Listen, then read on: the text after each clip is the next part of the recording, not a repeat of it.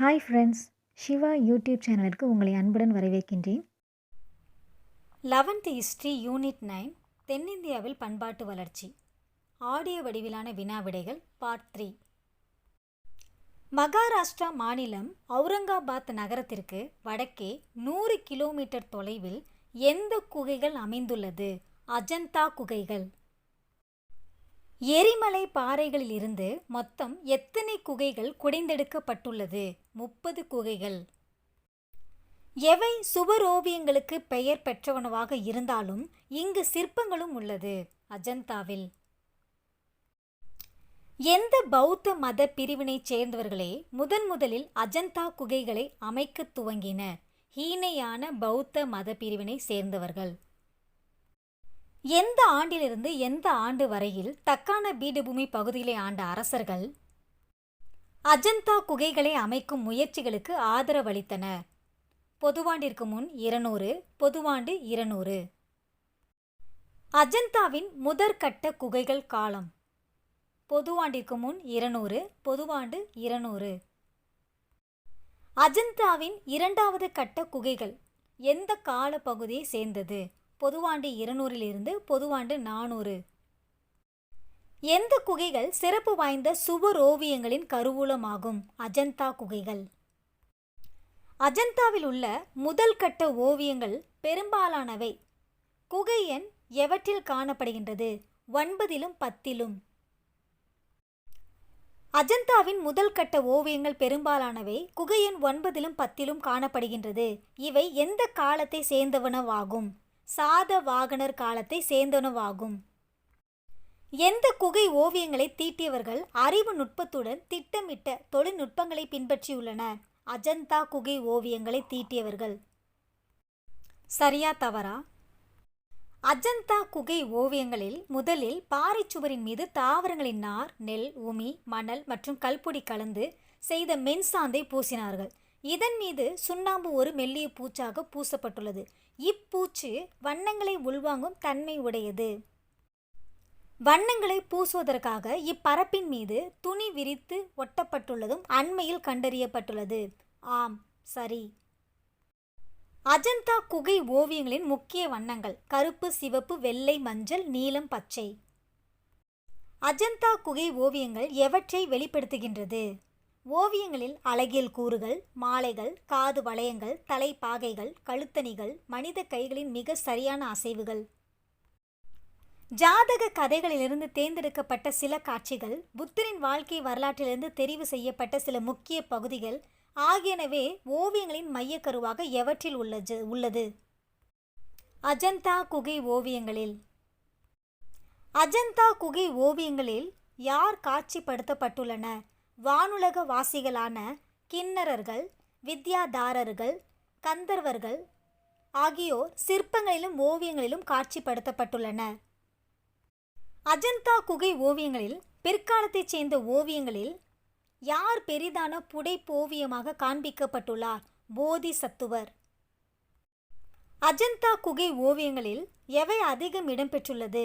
பல்வகைப்பட்ட மனித உணர்வுகள் ஓவியங்களாக வடிக்கப்பட்டிருந்தாலும் பரிவு, இரக்கம், அமைதி ஆகிய உணர்வுகளே அதிகம் இடம்பெற்றுள்ளது. கட்டடக்கலை நோக்கில் அஜந்தா குகைகளை எவ்வாறு பார்க்கலாம்? இரு குழுக்களாக பார்க்கலாம். அவையாவை: ஒன்று சைத்தியங்கள், மற்றொன்று விகாரங்கள். எது பல வளைவுகள், ஒருங்கினையும் முகடுகளையும் நீண்ட அறைகளையும் கொண்டுள்ளது? சைத்தியா. அறையின் ஒரு கோடியில் யாருடைய சிலை மரபார்ந்த பாணியில் உள்ளது? புத்தருடைய சிலை. யாருடைய சிற்பங்கள் அன்பின் ஆதரவின் ஒட்டுமொத்த உருவாக உள்ளது? புத்தருடைய சிற்பங்கள். பெரிய தோற்றமும் அதிக எடையும் சிற்பங்களின் பொது இயல்பாக உள்ளது. குழந்தைகளோடு காணப்படும் எவையும் குறிப்பிடத்தகுந்தவை? யக்ஷிகள், ஹரிதி. யார் அவலோகிதேஸ்வரர் ஓவியங்களிலும் சிற்பங்களிலும் சித்தரிக்கப்பட்டுள்ளார்? போதிசத்துவர். அஜந்தா குகை 12 விகாரை. பல்லவர்களின் அடையாளமாக கருதப்படும் மாமல்லபுரம், அதாவது மகாபலிபுரம் கடற்கரை கோவில் யாருடைய ஆட்சி காலத்தில் எழுப்பியது? ராஜசிம்மனின் ஆட்சி காலத்தில். ராஜசிம்மனின் ஆட்சி காலம் பொதுவாண்டு 700 இருந்து 728 வரை. மாமல்லபுரம் கடற்கரை கோவில் எத்தனை கருவறைகளை கொண்டுள்ளது? 3 கருவறைகளை கொண்டுள்ளது. 3 கருவறைகளில் யாருக்கு, அவற்றில் முக்கியமானவை யாருக்கு படைத்தளிக்கப்பட்டுள்ளது? சிவனுக்கும் விஷ்ணுவுக்கும். மாமல்லபுர கடற்கரை கோவிலின் வெளிப்புற சுவர் யாருக்கு படைத்தளிக்கப்பட்டுள்ளது? விஷ்ணுவிற்கு. எந்த கோவிலின் எல்லை சுவற்றின் உட்பக்கம் விரிவான செதுக்கு வேலைப்பாடுகளையும் சிற்பங்களையும் கொண்டுள்ளது?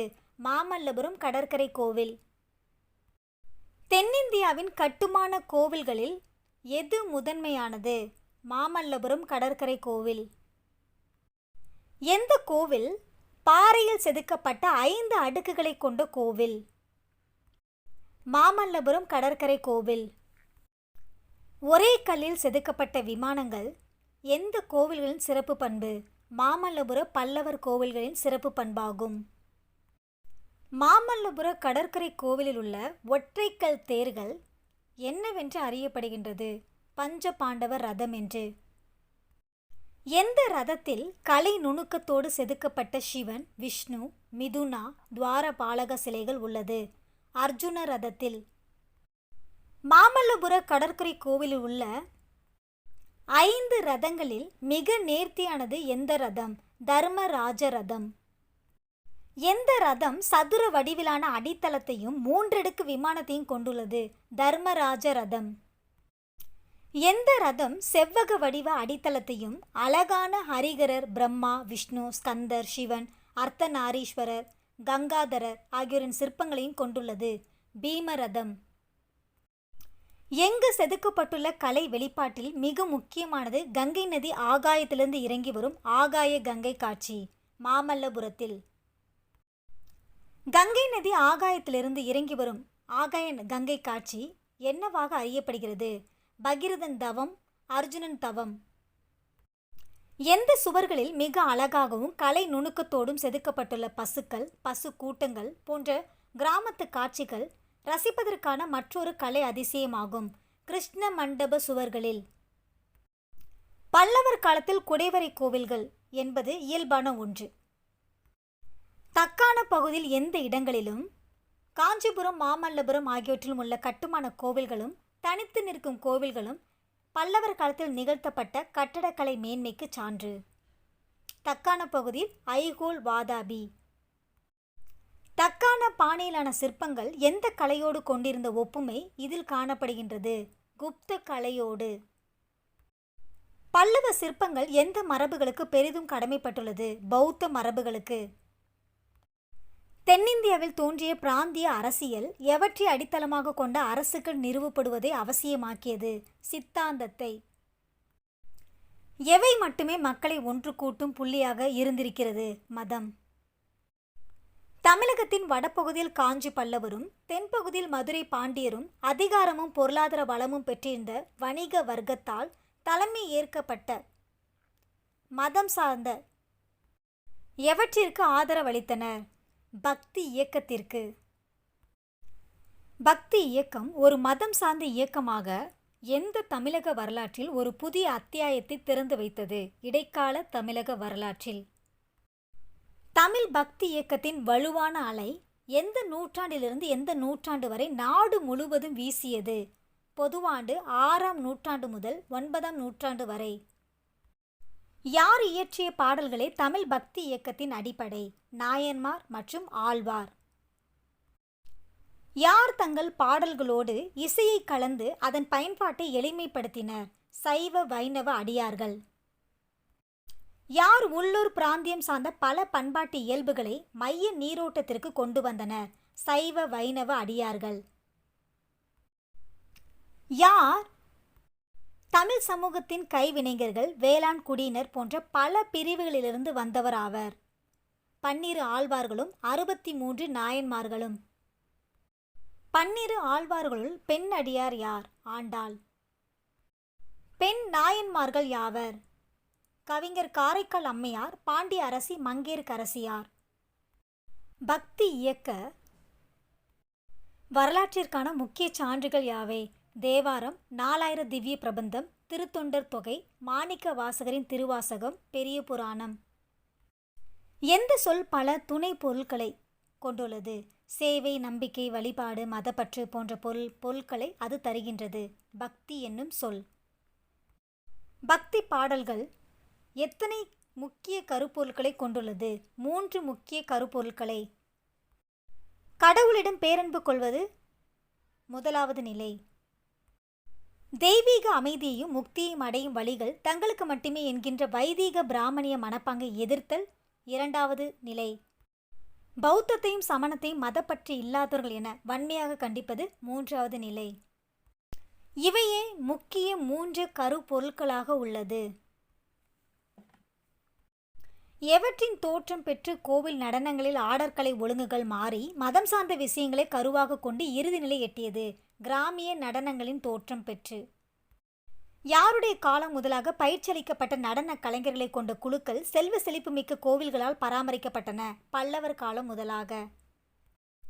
எவற்றில் இடம்பெற்றுள்ள முக்கிய காட்சிகள் கோவில் சுவர்களில் சிற்பங்களாக செதுக்கப்பட்டுள்ளது? புராணங்கள், இதிகாசங்கள் ஆகியவற்றில்.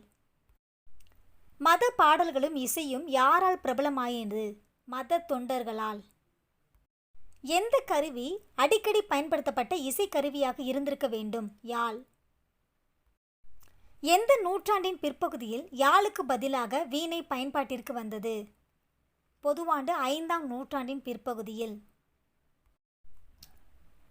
2 நூற்றாண்டுகளுக்கு பின்னர் எவை சிறிய சுரை வடிவிலான அடிப்பாகத்தையும் நீண்ட வடிவிலான விரலால் மீட்டுவதற்கான தந்திகள் கொண்ட பகுதியும் கொண்டதாக உருவெடுத்தது? வீணை. யார் வைணவ பாடல்களை இயற்றினர்? ஆழ்வார்கள். 9ஆம் நூற்றாண்டின் இறுதியில் வைணவ பாடல்கள் அனைத்தையும் 4000 திவ்ய பிரபந்தமாக தொகுத்தவர் யார்? நாதமுனி.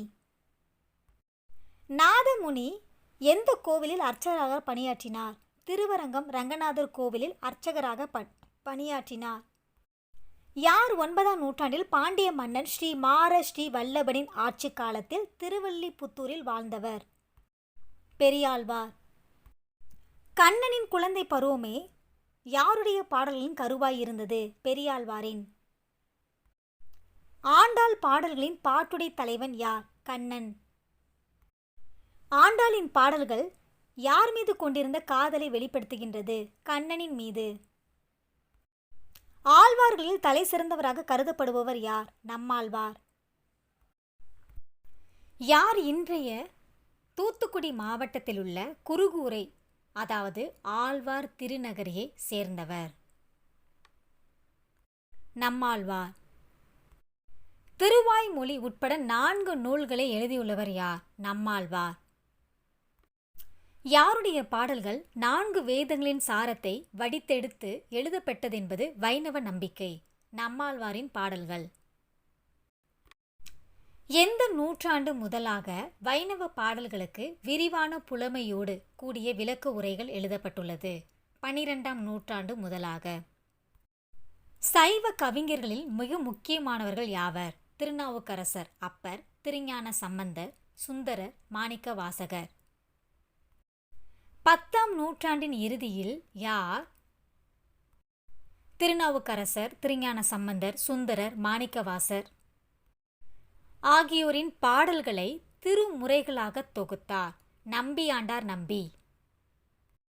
தேவாரம் என்று அறியப்படும் முதல் 7 நூல்களில் உள்ள பாடல்கள். சம்பந்தர் 1 - 3 வரை, அப்பர் 4 - 6 வரை, சுந்தரர் 7வது பாடல். 8ஆம் திருமுறை யாருடைய பாடல்களை கொண்டது? மாணிக்க வாசகரின் பாடல்களை கொண்டது. எவற்றோடு சேர்த்து 12 நூல்கள் உள்ளதாலும் இவை 12 திருமுறை என்று போற்றப்படுகின்றது? சேக்கிழாரின் பெரிய புராணத்தோடு சேர்த்து. பெரிய புராணம் யாருடைய ஆட்சி காலத்தில் இயற்றப்பட்டது? சோழர்கள் காலத்தில். எது 63 நாயன்மார்களின் வரலாற்றை சொல்லுவதோடு அல்லாமல் அவர் தம் வாழ்வில் நடந்த அதிசய சம்பவங்கள் குறித்தும் கூறுகின்றது? பெரிய புராணம். எந்த இயக்கம் மாபெரும் சமூக மாற்றங்களை ஏற்படுத்தியது? பக்தி இயக்கம். பிற்கால சோழர் காலத்தில் எவை பெரும் சமூக பொருளாதார நிறுவனங்கள் ஆகியது? கோவில்கள். அரசியல் தளத்தில் எவை வட இந்திய துணை கண்டத்திலிருந்து பிராமணர்களை அழைத்து வந்து அவர்களுக்கு குடியேற்றங்களை ஏற்படுத்தி கொடுக்க அரசர்களை தூண்டியது பக்தி இயக்கம். நூற்றாண்டுகளின் போக்கில் எவை இந்தியா முழுவதும் பரவி இந்து மதத்தில் பல மாற்றங்களை விளைவித்தது பக்தி இயக்கம். எந்த இயக்கம் சமூகத்தின் பல்வேறு பிரிவினரை தொண்டு, சரணடைதல், தியாகம் என்னும் குறிக்கோள்களின் மூலம் ஒன்று திரட்டி மைய நீரோட்ட அரசியலோடு ஒருங்கிணைத்தது பக்தி இயக்கம். யாருடைய வருகையோடு கருத்துக்கள் குறித்த விவாதங்கள் சமஸ்கிருத மொழியில் பேசப்பட்டதால் ஒரு சிலர் மட்டுமே புரிந்து கொள்ளும் நிலை ஏற்பட்டது ஆதிசங்கரரின் வருகையோடு. இந்தியாவின் அனைத்து பகுதிகளையும் உள்ளடக்கிய அரச வம்சங்களுக்கு அரசி என்ற ஒன்றை உருவாக்க ஒரு சித்தாந்தம் தேவைப்பட்டதின் பின்னணியில் ஒரு புதிய கோட்பாடு கேரள மாநிலம் காலடியைச் சேர்ந்த யாரால் முன்வைக்கப்பட்டது? சங்கரர் என்பவரால். யார் மாயை கோட்பாடு குறித்து பல்வேறு மத பிரிவுகளை சார்ந்தவர்களோடு விவாதம் செய்து வென்றார்? சங்கரர். அடிப்படையில் யாருடைய அத்வைத்த கோட்பாடு வேதாந்தம் அல்லது உபநிடத தத்துவங்களில் வேரூன்றி இருந்தது? ஆதி சங்கரரின் அத்வைத்த கோட்பாடு. பௌத்த மதத்தை வேரறுத்துவிட்டு ஸ்மார்த்த மடங்களை நிறுவ யார் மேற்கொண்ட முயற்சிகளின் விளைவாய் சிருங்கேரி, துவாரகை, பத்ரிநாத், பூரி ஆகிய இடங்களில் மடங்கள் உருவாகியது? ஆதிசங்கரர். யார் சைவ வைணவ வழிபாடுகளை சம அளவில் முக்கியத்துவம் கொண்ட வேத மதத்தின் கூறுகளாகவே கருதினார்? சங்கரர். யாருடைய சிந்தனை பள்ளி துறவற அமைப்புகளை ஏற்படுத்துதல், சமஸ்கிருத நூல்களை பாதுகாத்தல் ஆகியவற்றுக்கு முக்கியத்துவம் வழங்கியது? சங்கரரின். ஸ்ரீபெரும்புதூரில் பிறந்த யார் காஞ்சிபுரத்தில் சங்கரரின் கோட்பாடை ஏற்றுக்கொண்ட யாதவ பிரகாசரிடம் தத்துவ பயிற்சி பெற்றார்? ஸ்ரீ ராமானுஜர். தனது குருவின் கருத்துக்களை ஏற்க மறுத்த யார் யமுனாச்சாரியாரின் திருரங்க தத்துவ பள்ளியின் கருத்துக்களால் ஈர்க்கப்பட்டார்? இளம் ராமானுஜர். ராமானுஜரை ஒருமுறை பார்த்த யார் அவரை திருவரங்கத்திற்கு வரவேற்றார்? யமுனாச்சாரியார். ராமானுஜர் திருவரங்கத்திற்கு சென்ற சில நாட்களிலே யார் இயற்கை எய்தினார்? யமுனாச்சாரியார். யமுனாச்சாரியார் இயற்கை எய்திய பிறகு இதனைத் தொடர்ந்து யார் திருவரங்க மடத்தின் தலைவராக அறிவிக்கப்பட்டார்? ராமானுஜர். கோவிலையும் மடத்தையும் தனது கட்டுப்பாட்டின் கீழ் கொண்டு வந்த யார் பல பிரிவினரை ஒருங்கிணைத்தார்? ஸ்ரீ ராமானுஜர். கோவில் சடங்குகளை மாற்றி அமைத்தவர் யார்? ஸ்ரீ ராமானுஜர். யார் ஓர் சிறந்த ஆசிரியர், சீர்திருத்தவாதி, திட்டமிட்டு செயல்பட்டவர்? ராமானுஜர். யார் ஆதிசங்கரின் அத்வைத்த கோட்பாட்டை மறுத்தார்? ஸ்ரீ ராமானுஜர். யார் வைணவத்தின் சமூக தளத்தை விரிவடை செய்யும் நோக்கில் பிராமணர் அல்லாதோரையும் இணைத்து கொண்டார்? ஸ்ரீ ராமானுஜர். அத்வைத்தத்திற்கு மாற்றாக யார் முன்வைத்த விசிஷ்டாத்வைத்தம் சிந்தனையாளர்களிடம் செல்வாக்கு பெற்று தனி மரபாக வளர்ச்சி பெற்றது? ராமானுஜருடைய. யாருடைய இறப்பிற்கு 100 ஆண்டுகளுக்கு பின் அவரை பின்பற்றுவோரிடம் கோட்பாட்டின் அடிப்படையில் முரண்பாடு ஏற்பட்டு வேதாந்த தேசிகர், மணவாள மாமுனிகள் ஆகியோரின் தலைமையில் 2 பிரிவுகள் தோன்றியது? ராமானுஜரின் இறப்பிற்கு பிறகு. யார் வர்ணாசிரம அமைப்புக்கு வெளியே இருந்தோரிடமும் பக்தி கோட்பாட்டை பரப்புவதில் ஆர்வம் கொண்டார்? ராமானுஜர். யார் கோவில் நிர்வாகிகள் சிலர் உதவியோடு அதன் மூலம் வர்ணாசிரம அமைப்புக்கு வெளியே இருந்தோரையும் ஆண்டிற்கு ஒரு முறையாவது கோவில்களில் நுழைய அனுமதிக்க செய்தார்? ஸ்ரீ ராமானுஜர். பக்தி என்னும் ஒருங்கிணைக்கும் சக்தி அரசர்களையும் பிராமண குருமார்களையும் சாதாரண மக்களையும் முரண்பாடு இல்லாத விதத்தில் ஒருங்கிணைத்து சாதிய அமைப்பை கொண்ட புதிதாக நிறுவப்பட்ட இந்து அரசுகளின் ஆட்சியை வலிமைப்படுத்தியது. இது யாருடைய பக்தி கோட்பாட்டின் முக்கியத்துவத்தை சொல்வது? எம்ஜிஎஸ் நாராயணன், கேசவன் வேலுதாட் ஆகியோரின் சொற்களில் பக்தி கோட்பாட்டின் முக்கியத்துவத்தை சொல்வதென்றால்? இந்த ஆடியோ வடிவிலான வினா விடைகள் உங்களுக்கு மிகவும் பயனுள்ளதாக இருக்கும் என்று நான் நம்புகின்றேன். அடுத்த வீடியோவில் வேறு டாபிக் பற்றி பார்ப்போம். இந்த வீடியோ உங்களுக்கு பிடிச்சிருந்துச்சுன்னா உங்கள் ஃப்ரெண்ட்ஸ்க்கு ஷேர் பண்ணுங்கள், லைக் பண்ணுங்கள், கமெண்ட் பண்ணுங்கள், சப்ஸ்கிரைப் பண்ணுங்கள். தேங்க்யூ.